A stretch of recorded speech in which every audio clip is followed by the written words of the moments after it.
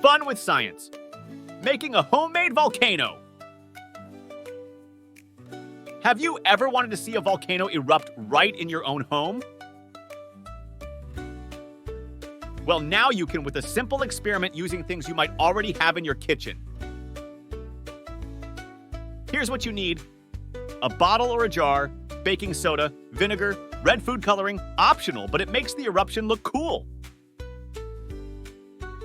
Here's what to do. First, ask an adult to help you set up your experiment area. Put some newspaper or a tray under your bottle or jar to catch any spills.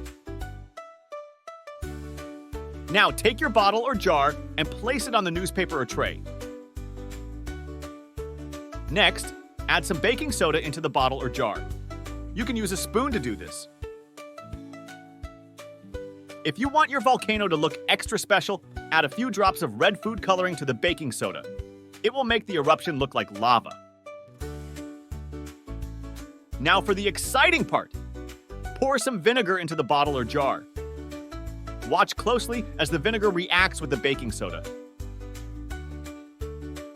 It will fizz and bubble up, just like a real volcano erupting. And there you have it, your very own homemade volcano. You can try experimenting with different amounts of baking soda and vinegar to see how big you can make your eruption. Just remember to have fun and be safe.